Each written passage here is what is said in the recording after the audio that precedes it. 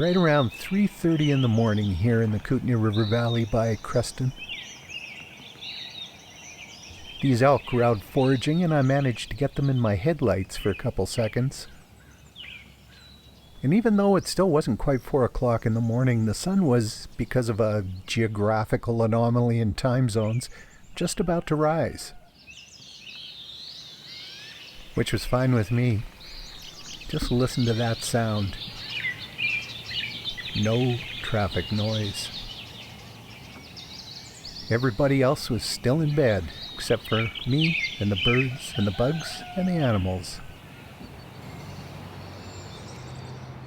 I was on my way back from photographing the annual Kids Cancer Care Foundation Ride for a Lifetime, and I was being pretty leisurely about it, stopping at places like here in the Columbia River Valley that we'd roared through a couple days before, and the Creston Salmo Pass. What a beautiful spot. Chasing the motorcycles through here, I barely had time to look around. That's how I missed these columbines and ferns.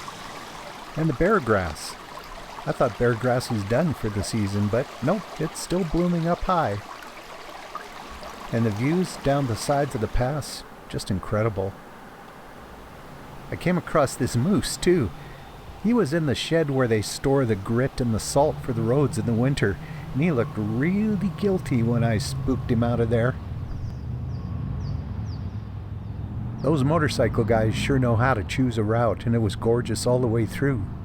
But you don't get time to stop and see things like Columbia ground squirrels or cedar trees hanging over Roaring Creek.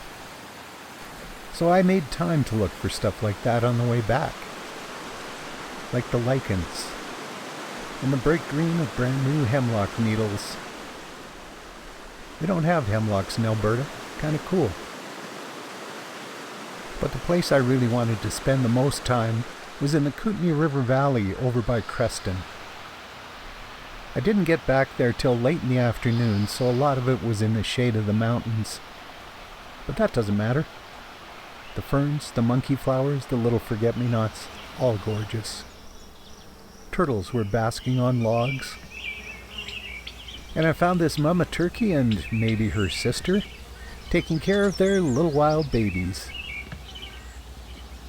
But the sun that was lighting this cottonwood fluff was going behind the mountains pretty quickly. So I found a place to park, got a few hours sleep, and was up again as soon as the sun started to brighten the eastern sky. Which, as I might have mentioned, was pretty darn early. But it was worth it. I had to move on though. I'd already driven the better part of 2,000 kilometers and I still had a couple hundred to go. But I made sure to take a little time to check out Mount Fernie Provincial Park. It does get a little crowded because it's so small, but in there among the cedar trees it's beautiful. As is this place just across the Alberta border. The last time I visited this little waterfall there was barely anything going through at all. This time, a mini Niagara, and, to my mind, even more beautiful. As are so many things when we're in a hurry to get somewhere. And that's why I always make sure that I take time to see them on the way back.